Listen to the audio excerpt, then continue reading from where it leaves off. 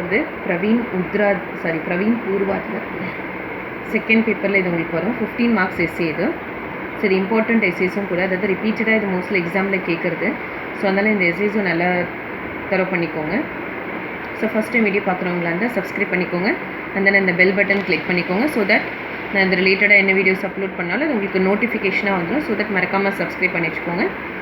So இப்போ நம்ம இதில் பார்க்க போகிறது என்னென்னா, ஆधुनिक हिंदी साहित्य में कहानी के विकास पर प्रकाश डालिए. அதாவது இந்த மாடர்ன் ஹிந்தி இலக்கியத்தில் அந்த ஸ்டோரியினுடைய டெவலப்மெண்ட், கஹானி அப்படின்னா ஸ்டோரி, கதையினுடைய வளர்ச்சி, அதை பற்றி இதில் வந்து எக்ஸ்பிளைன் பண்ண சொல்லியிருக்காங்க. அது மட்டும் இல்லாமல் ஹிந்திக்கு 4 கஹானிக்காரங்க का परिचय.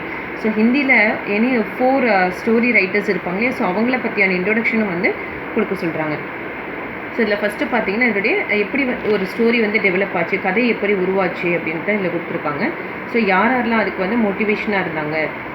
பாரத் में प्राचीन काल से ही कथा का प्रचलन रहा है. அதாவது இந்த இந்தியாவில் பிராச்சீனான அந்த ஓல்டு பீரியட்லேருந்தே, பழங்காலத்திலேருந்தே கதாக்கா அந்த ஸ்டோரியினுடைய பிரச்சலன் அப்படின்னா அதனுடைய தாக்கம் வந்து இருந்துகிட்டே இருந்தது. ஆரம்பத்துலேருந்தே அதனுடைய வளர்ச்சி வந்து இருந்தது. மகாபாரத், பஞ்சதந்திர, हितोपदेश, जातक कदा, 84 वैष्णव की वारदा, இது எல்லாமே சப் கஹானிங்க, இது எல்லா கதைகளும் கா பண்டார் ஹை, இது ஒரு களஞ்சியமாக இருக்குது. சப் கஹானியா கா பண்டார் ஹை, இது எல்லாமே கதைகளினுடைய களஞ்சியம் அப்படின்னு சொல்கிறாங்க. பாश्चात्य साहित्य के प्रभाव से गद्य लेखन आरंभ हुआ. அதாவது எப்போ வந்து பாশ্চাத்தியம் அப்படின்னா மேற்கத்திய வெஸ்டர்ன் சொல்கிறோம் இல்லையா, மேற்கத்திய கலாச்சாரம் வந்து இலக்கியம் வந்து எப்போ வந்து பிரபாவசி, அதனுடைய எஃபெக்ட் வந்து அந்த கத்திய லேக்கன், அந்த ப்ரோஸ், கத்தி அப்படின்னா ப்ரோஸ், அதை ரைட் பண்ணுறதுல ஸ்டார்டிங் ஆச்சோ. உசி சமயம் அதே டைமில் கடிபோலி ஹிந்தினா ரொம்ப கொஞ்சம் ஹார்டாக இருக்கும். அந்த வார்த்தைகள் எல்லாமே வந்து கொஞ்சம் அதை அண்டர்ஸ்டாண்ட் பண்ணிக்கிறது கடினமாக இருக்கும். அந்த கடிபோலி ஹிந்திமே கஹானிக்கு ஆரம்பிக்குவா, கதையினுடைய வளர்ச்சி வந்து ஆரம்பிச்சுது.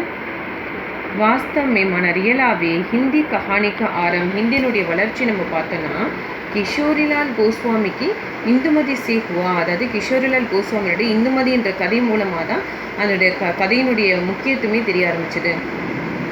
यह अनुमान किया जाता है कि, ஸோ இதில் என்ன கெஸ், அனுமானா கெஸ்ஸிங், என்ன கெஸ் பண்ணுறாங்க அப்படின்னா, यह एक बंगला कहानी की छाया है, இது ஒரு அந்த பங்களா கதையினுடைய ஒரு சாயா அப்படின்னா ஒரு தழுவல் அப்படின்ற மாதிரி தான், அதை ஃபாலோ பண்ணி தான் இது எழுதியிருக்காங்கன்னு சொல்கிறாங்க. இஸ்கே பாத் இதுக்கப்புறம் ராமச்சந்திர சுக்லஜி என்ன பண்ணுறாருன்னு 11 வருஷக்கா சமய, 11னா அது 11 அந்த 11 இயர் பீரியட், அந்த பேருடைய ஒரு கதையை வந்து எழுதினாராம். அந்த 11 வருஷக்கா சமய அப்படின்றது ஒரு கதையினுடைய பெயர். यह मौलिक कहानी थी, मौलिकनाले ओरिजिनलिए, இது வந்து ஒரு ரியலாகவே ஒரு ஒரிஜினலான ஒரு ஸ்டோரி.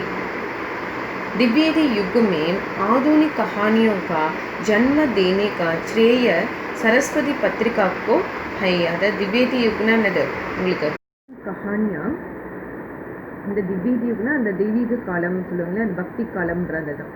திவ்யேதி யுக்மே ஆधुनिक கஹானி, அந்த மாடர்ன் ஸ்டோரிஸ் வந்து ஜன்ம தேனேக்கா கொடுக்கணுன்றதுக்காக அதுக்கான முயற்சியை வந்து ஸ்ரீ சரஸ்வதி பத்திரிகாவுக்கும், அதுதான் சரஸ்வதி பத்திரிகான்றது தான் அதுக்கான முயற்சிகளை வந்து எடுத்தது. சரஸ்வதி நேம் பங்க் மஹிலாக்கி துலாயி வாலி நாம கஹானி பிரகாஷித் ஹுயி. ஸோ அந்த சரஸ்வதின்ற பத்திரிகாவில் பங்க் மஹிலாக்கி அந்த ஒரு பெண்ணுடைய துலாயி வாலா நாம, அந்த கதையினுடைய பேர் வந்து என்னன்னா துலாயி வாலா, அந்த ஒரு கதை வந்து பப்ளிஷ் ஆச்சு. ஸோ இந்த கதை மூலமாக தான் இந்த மாடர்ன் ஸ்டோரிஸ் வந்து நல்லா டெவலப் ஆச்சு அப்படின்னு சொல்கிறாங்க. ஜெய்சங்கர் பிரசாத்னே இந்து நாம பத்திரிகா மீன், ஸோ ஜெய்சங்கர் பிரசாத் என்ன பண்ணார், தன்னுடைய இந்துன்ற ஒரு பேருடைய ஒரு பத்திரிகாவில் கிராம் நாம கஹானி பிரகாஷித்தி, இந்த கிராம் அப்படின்னு பேருடைய ஒரு கதையை வந்து பப்ளிஷ் பண்ணார். ஸோ இது எல்லாமே பார்த்தீங்கன்னா ஒருத்தர் ஒரு விதமான கதைகளை வந்து எழுதியிருக்காங்க. ஸோ அதுதான் எப்படி வந்து கதை வளர்ந்தது நம்ம ஃபஸ்ட்டு கொஸ்டின் கேட்டாங்க இல்லையா, ஸோ அதுக்கானது தான். ஸோ அதனால் யாருக்கு என்ன கதைன்றதை மட்டும் நீங்கள் எழுதினா கூட போதும். यह उनकी पहली कहानी है, இதுதான் அவருடைய ஃபஸ்ட்டு ஸ்டோரி.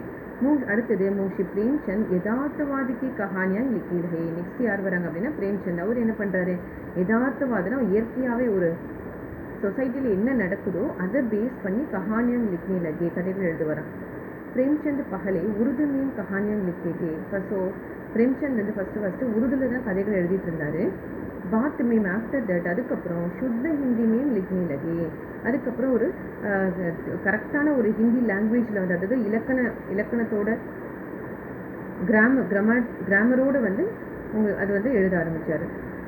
प्रेमचंद जी केवल मनोरंजन के लिए कहानियाँ न लिखते थे. प्रेमचंद जी ஒன்லி என்டர்டெயின்மெண்ட்காக மட்டும் கதைகள் எழுதலை. உன்கி கஹானியாங்க அவருடைய கதையில் போய் ஒரு கொஞ்சம் தத்துவ அவசியம் ஹோட்டாக கொஞ்சம் பிரின்சிபல்ஸ் கொள்கைகளும் அதில் இருந்தது. வே சரல் பாஷாமையும் கஹானி லிக்கேக்கு. அது மட்டும் இல்லாமல் ஒரு சரல் பாஷான்னு அது ஈஸியான சிம்பிள் லாங்குவேஜில் வந்து கதைகள் எழுத ஆரம்பித்தார். इसलिए वे कहानियाँ पाठकों को पसंद आई. ஸோ அதனால தான் இந்த கதைகள் எல்லாமே ரீடர்ஸ்க்கு வந்து படிக்கிறவங்களுக்கு ரொம்ப பிடிச்சிருந்தது.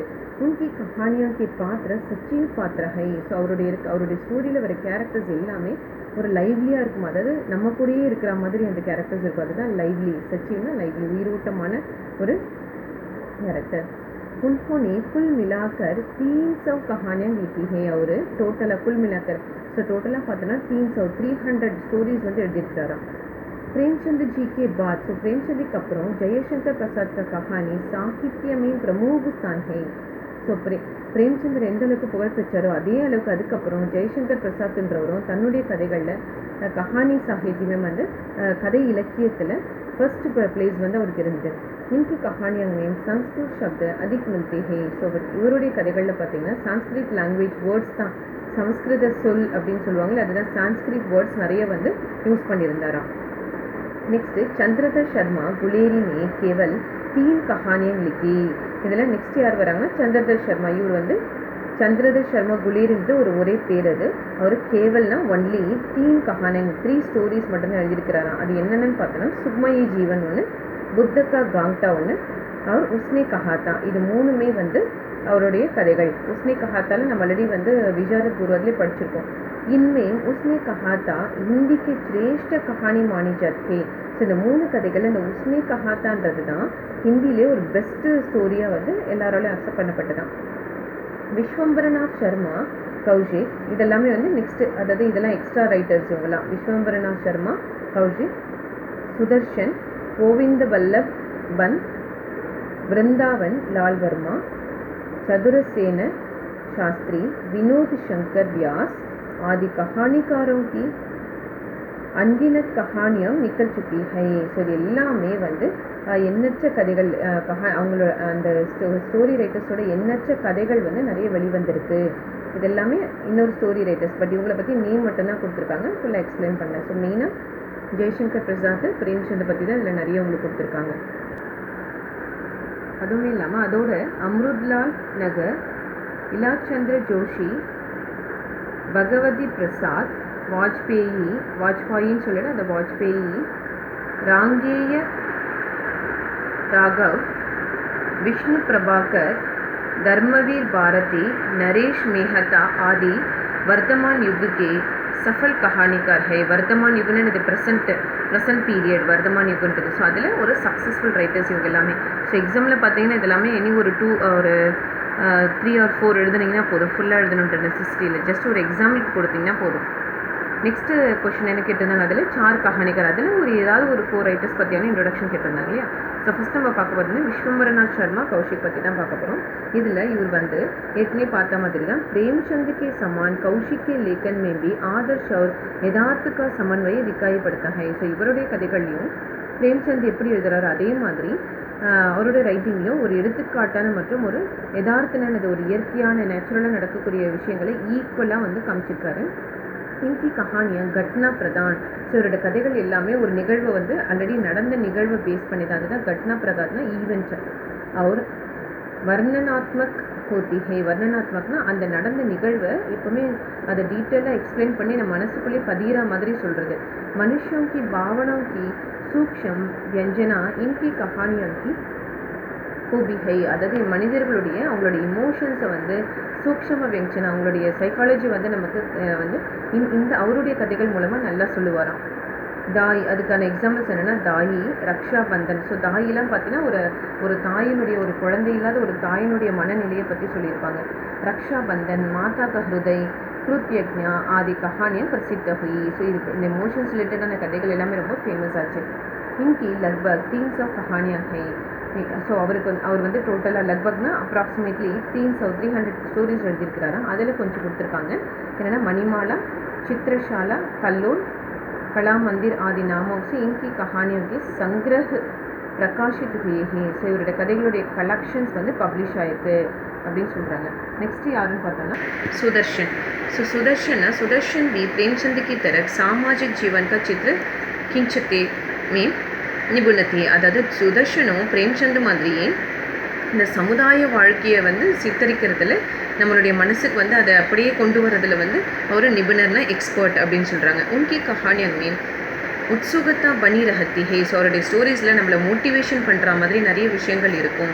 इसलिए பாட்டை கஹானி சே பந்தே ரஹத்தி ஹே. ஸோ அதனால தான் நம்ம படிக்கிறவங்க வந்து அந்த கதையோட பந்தேன ஒன்றிடுவாங்க அப்படின்னு சொல்கிறாங்க. सुदर्शन अपनी कहानियों में मानव मन के रहस्यों का उद्घाटन करते हैं. ஸோ சுதர்ஷன் தன்னுடைய கதைகளில் மானவ மன்கே ரகசியம், அதாவது மானவன் அந்த மனிதர்களுடைய மனசில் இருக்கிற சீக்ரெட்ஸை வந்து உத்காடன் கர்த்தே ஹேனா அதை நல்லா எக்ஸ்ப்ரெஸ் பண்ணுறாரு. உன்கி கஹானியன் அவருடைய கதைகளில் கதோபக்தன் கான்வர்சேஷன், அவருடைய கதையில் அந்த கான்வர்சேஷன்ஸ் எல்லாமே சரல் அவர் ஸ்வபாவிக் ஹோத்தா ஹை. ஈஸியாகவும் இருக்கும், ஸ்வபாவிக் அப்படின்னா நமக்கு அண்டர்ஸ்டாண்ட் பண்ணுற மாதிரி இருக்கும், புரிகிற மாதிரி இருக்கும் ஒருத்தருக்கும். ஸோ அதுக்கான ஒரு சில எக்ஸாம்பிள்ஸான கதைகள் ஹார் கி ஜீத், அலபம், ஆஷீர்வாத், न्याय मंत्री, कवि की स्त्री, संसार की सबसे बड़ी कहानी, राजबूदनी का प्रायश्चित आदि उनकी लोकप्रिय कहानियाँ हैं. ஸோ இது எல்லாமே இவருடைய மக்களால் விரும்பப்படக்கூடிய ஸ்டோரிஸு. ஸோ இதுலேயுமே ஏதாவது ஒரு 4 எழுதிட்டு நீங்கள் முடிச்சுக்கோங்க. அடுத்தது பனுக்கட், சுதர்ஷன் சுதா, तीर्थ यात्रा, सुप्रभा, नवीन, अंगूठिका मुगत्तमा आदि उनके कहानी संग्रह. ஸோ இதெல்லாமே அவருடைய கதைகளுடைய கலெக்ஷன்ஸு. ஸோ கலெக்ஷன்ஸ் வேறு, கதைகள் வேறு. இது வந்து தொகுப்புன்னு சொல்கிறது. ஸோ இதுக்குள்ளே நிறைய கதைகள் இருக்கும். பனுக்கட்டு, தீர்த்த யாத்திரை அதுக்குள்ளே நிறைய கதைகள் இருக்கும். அதுதான் கலெக்ஷன்ஸ்னு சொல்கிறது. ஸோ இதுதான் சுதர்ஷனுடைய ஸ்டோரி. இதில் நெக்ஸ்ட்டு யாருன்னு பார்த்தோன்னா यशापाल. नवीन कहानी लेखकों में यशापाल को बुलाया नहीं जा सकता. அதாவது இந்த நவீன் கஹானின்னு இந்த நியூ ஸ்டோரிஸ், அந்த புதுவிதமான கதைகள் எழுதுறதுல यशापालको बुलाया नहीं जा सकता. ஏன் அப்படின்னா இவர் வந்து புதுவிதமான கதைகள் எழுதுறதுல வந்து ரொம்ப ரொம்ப சிறந்தவராக இருந்தார். இது இல்லாமல் அவர் வந்து நம்ம புலாய நஹி சக்தா அவரை நம்ம வந்து எப்பவுமே மறக்க முடியாது அந்த புதுவிதமான கவிதைகள் எழுதுறதுல.